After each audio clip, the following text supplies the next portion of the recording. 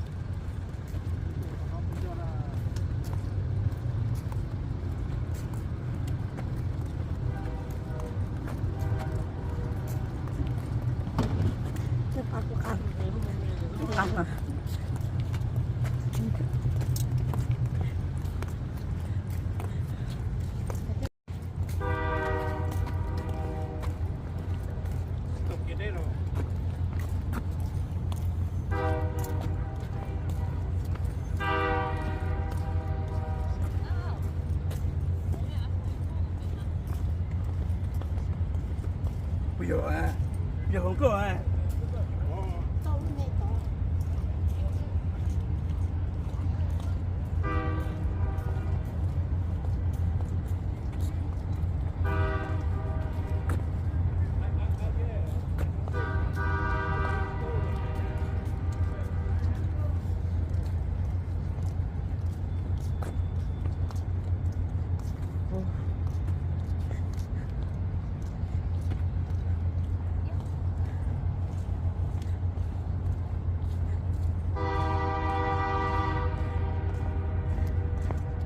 เป็นท่อปลา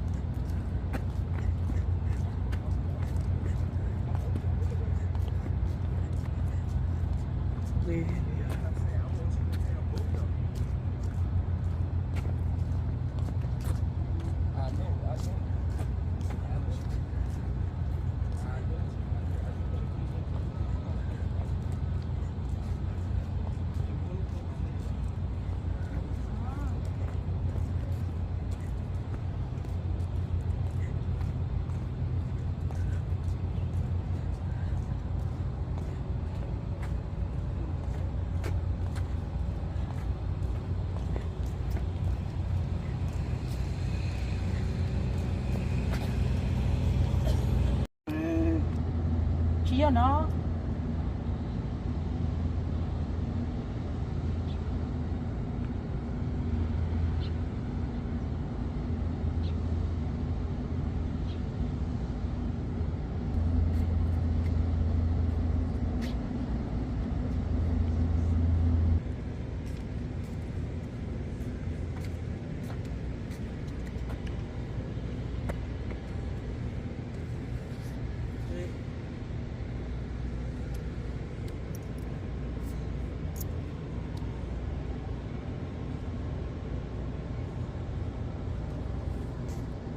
到不开都下去用，这边把他们得到。 biệt khác một to đó đó mà giờ cổ im mỏ đó mà cổ im mỏ nó mà tớ nó chỉ chụp bó nó rồi cổ một cái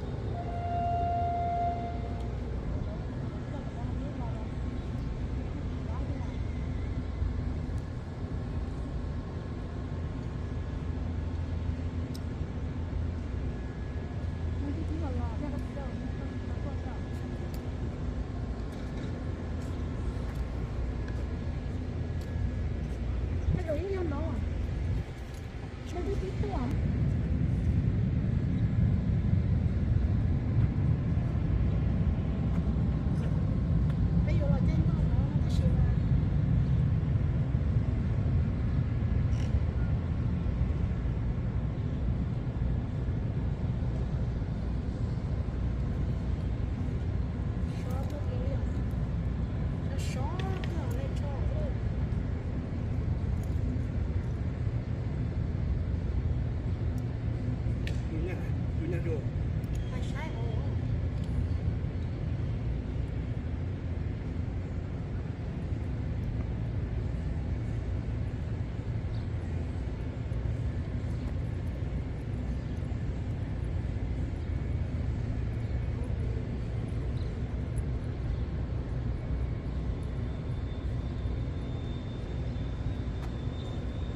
Nó tìm nhau.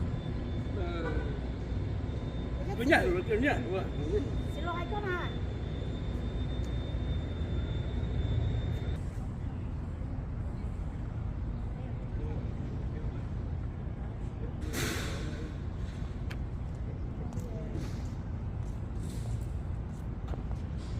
Cái là lúc đó là cái là tầm nó cái gì mà nó có nó sẽ tầm tám một đó thôi. Đấy chỉ là lúc xí mà.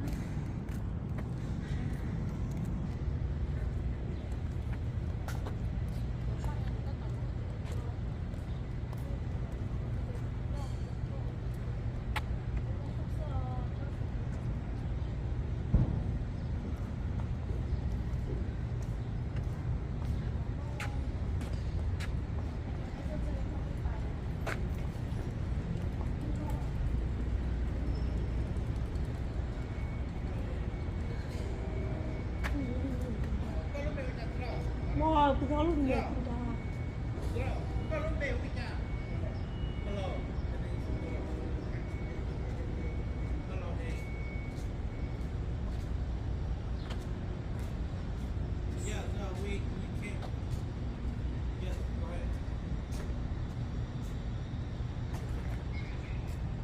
We're looking for we came to Brazil. We came to boating close river. Yeah, cái đó một. So we don't know which one. We don't know which one it is. Nothing.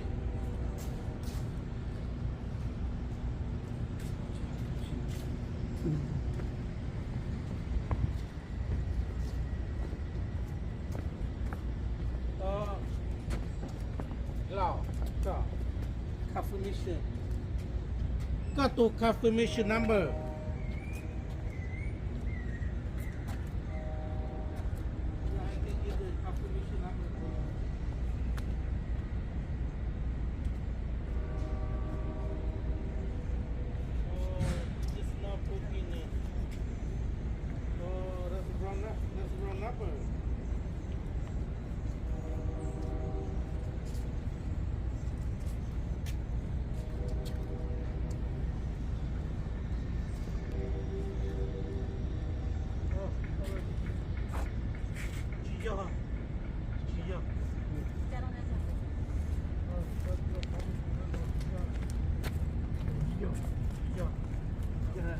Nó để chỉ do từ họ cho đó này, nó để tụi con nó chỉ là ô lử câu nâng help and service nó sẽ chỉ do Kau dua lagi, kau dua lagi. nó áp dụng lớn đó.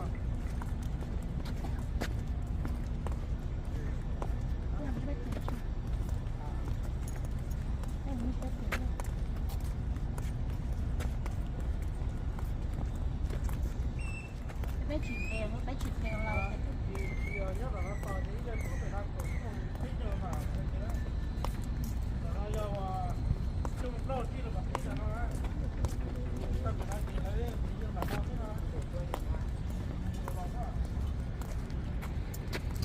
architecture the first day I was here, though. I was hanging out with my buddy from Louisiana, strolling through the French Quarter, doing admittedly a little bit of day drinking. I said, I love this old French architecture. He takes one look at me and he says, you know, that's mostly Spanish architecture, right? Our city was a wooden city that burned down twice during the Spanish period, and after having to pay for the rebuilding of the city twice in the course of 6 years, the Spanish put in fire codes and said, no, you're going to build more durable, base it on brick. And that's also the Spanish who brought the multicolored paint jobs and the love of decorative ironwork to our city that we still love to this day.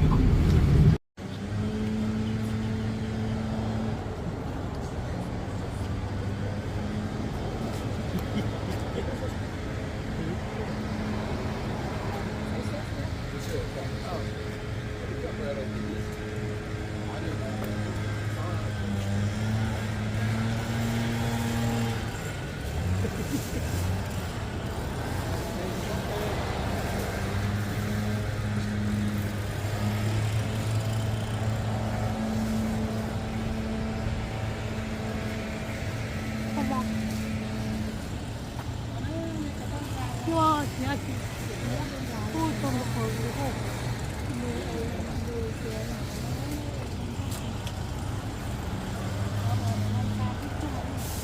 nó ra này nó ra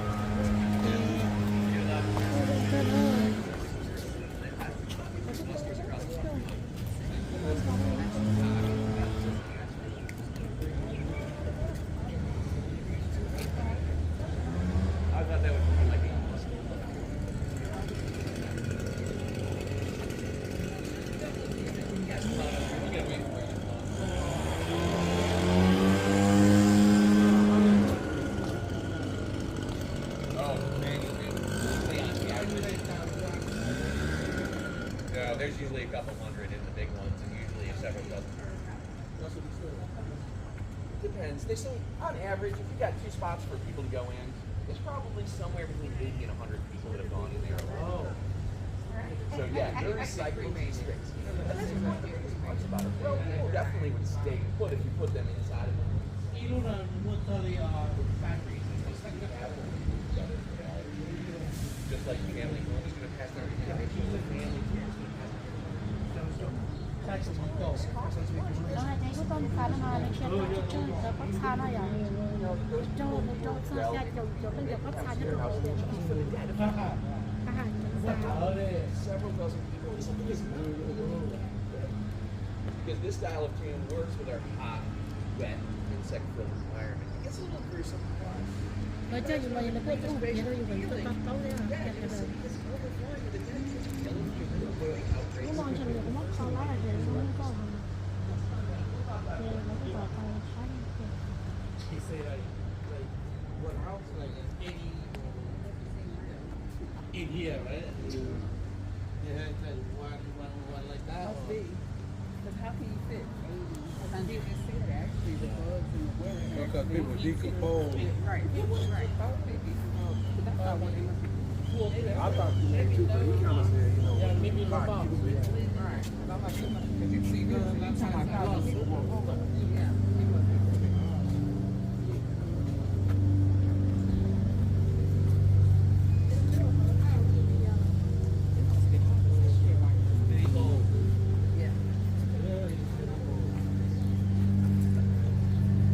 In the French Quarter of New Orleans, the old city is only that 11 blocks from Canal Street to Esplanade Avenue, from the river to what's now Rampart Street on that 7 blocks back. So, Folks, they had 11 cemeteries in the 1700s and could not keep up. so he say how many years? Like, Well, this one was going to open up in 1857. 1857 was the year that 20% of our population died in a single year, about 8,000 people. It was a big die-off, and they had to build a new cemetery near the edge of town at that time to deal with all of the bodies that were coming in. The way it works in individual tombs, though, when somebody passes away, when they're entombed in a structure, the rule is you have to leave that body alone for at least 1 year and 1 day to pass before you can open the tomb and reuse it for another family member. But after a year and a day inside of one of these things, there's almost nothing left of the human body or even the casket went in there because of the high heat. These things will heat up such that in the summer months, air temperatures between 300 and 400 degrees Fahrenheit are common in an environment that's constantly wet. So it works a little bit like crock pots for corpses. By the time a year and a day is over, you can identify the human skull and the spine, but not much else of the person in there. That means they just don't take up much space at all. When it's time for someone else to go in there, this will be opened before the next funeral arrives. The human remains will be gathered together and they'll be placed in a urn or a box and moved out of the way so the next person can go in. That's how we do it in the modern day. In the old days, though, they had an even simpler method that involved getting out a very long-handled push broom and getting to work sweeping. Not to sweep the remains together to gather them, but to push them to the back of the tomb, where they would fall off the shelf into a shaft that would then deliver them into the basement level, or what the French would call un caveau, a cave, built into the foundations of the tomb, going down 5 to 6 feet deep. This receiving chamber, as we call it in English, is basically unlimited space for family members to end up. And that's where we start to hear about dozens, sometimes hundreds of people in any individual structure. Of the data. Of the data.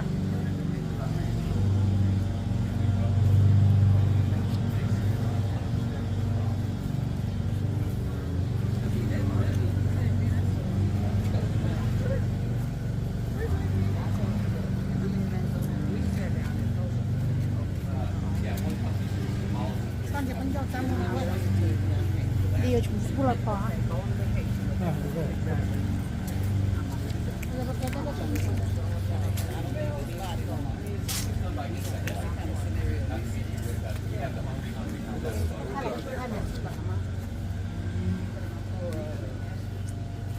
There's one company in town that specifically makes caskets for these kinds of jobs. And they're beautiful, they're stained, they're polished to their own. So that will decay, right? They don't use anything like fiberglass. I had a friend who was a sexton in one of these cemeteries. He said when I first started, the other sextons, people who open and close the tombs and do all of this work, managers of the cemetery, yeah, they hazed me. They said, "Oh, we're getting ready for a funeral. Open that tomb." So I don't know how they had done it, but somebody had gotten one of the more modern coffins that busted decayed properly and was sealed, and it had not been in there very long. He said it was over a year and a day, 2 years. He said when I pulled that thing out, first of all, I wasn't expecting to see that. And when I opened it, he said the contents were goopy. That was the term he used. Yeah. So yeah, I guess even sextons get hazed by the code.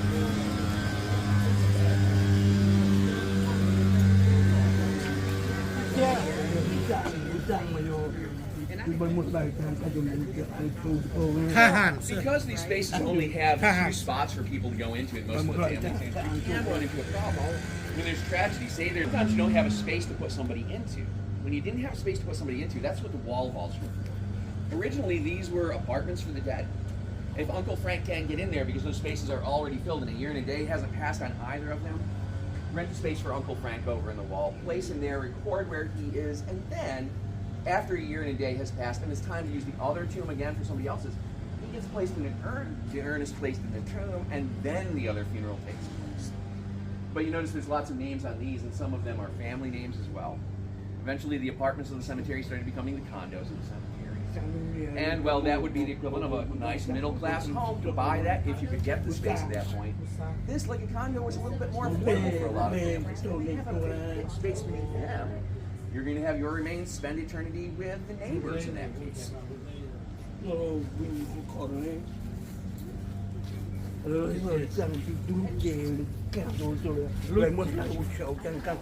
Lúc chế chưa? Lúc chế là để ý xong này nên cứ lư rồi đó.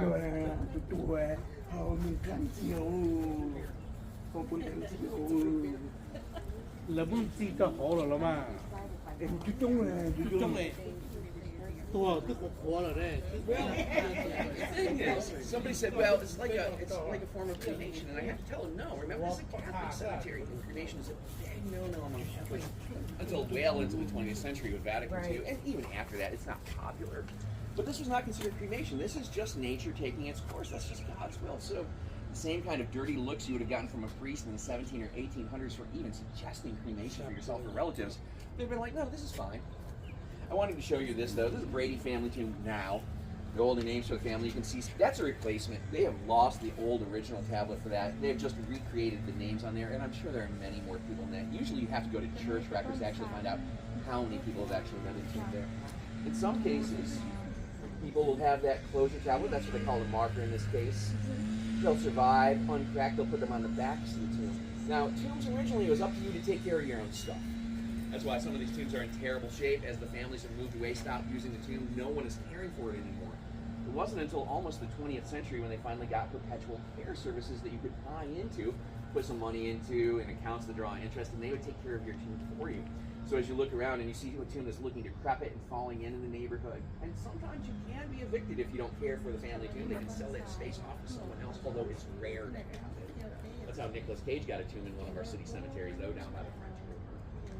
That is the little plaques that you'll see in front of the tombs that say perpetual care. It means that a company of professionals is caring for just for you.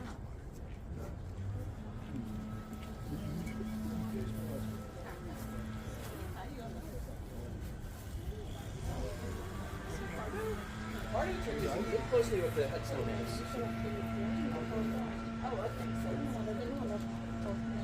So the question was, why is this little headstone sitting here all by itself? This is a VA headstone. This was a veteran. Veterans Administration provides these, and in most in-ground cemeteries, that would be the headstone you see. But this guy was from a family that already had a tomb. They needed to incorporate it in some way, so a lot of times they'll send them themselves. The week before Halloween, people would come out to the cemetery to repair it, whitewash and fix the cracks. Because November 1st is All Saints Day. It gets the family together, living and dead, on November 1st. So you can see even over here, this is somebody who did it themselves. I don't know how long they always did it. But you can tell that was a professional whitewash job. สนใจแต่ตรงนี้ทาสี Again, a little bit better idea. This is starting to get close to probably how many people are in here, especially when you include the side over here. It's almost impossible to see older tablets because they didn't make them in a way that was marked in. เลยจะนึ่งน่ะจี So it just kind of จอ decays ใจ the จี sun. แล้วก็มันทาสีน่ะทาสีด้วยทาสีอ๋อทาสียี่เชี่ย มันจะคุ้มติดชุมนึงมันจะคุ้มติดชุมนึงเลยก็เลยเต้นลูกเลยก็เลยเต้นลูกเต้นลูกเนาะจะคุ้มอ๋อชุมนึงเลย Không cho tao. อ่าจะกู้นะจะกู้เจเจ้าว่าชุมนึงก็กู้เลยนะชุมนึงก็ตู้จะกู้นะ Again, we were talking about different kinds of veterans markers. You guys see the brass plaque style ones. Also, you see that over in there. And again, other kind of cemeteries, these would usually be flat on the ground for them. In this case, families will incorporate them themselves. They come in different sizes. I'm not really sure why the VA changed. You got this one from World War II over here.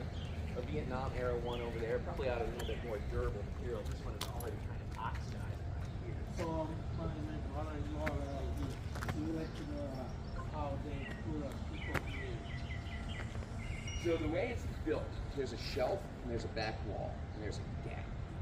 So that when those remains will fall all the way to the basement. Exactly. So they're complete. They're complete when they go in. It's just the decay leaves them with just the skull and the spine and bone chips and ash. So that gets swept back. That's what goes into the below ground area. คือพวกคาล่ะซื้อเราจะอีกจอดเลยพวกเราที่จะจูพวกคาเลยพวกจอดของซื้อเอาจอดของเราดิ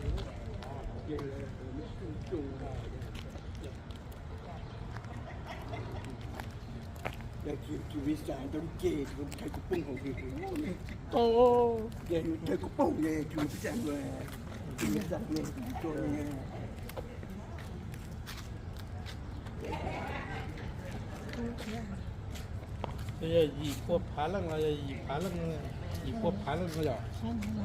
Now, these cemeteries also have some big monuments.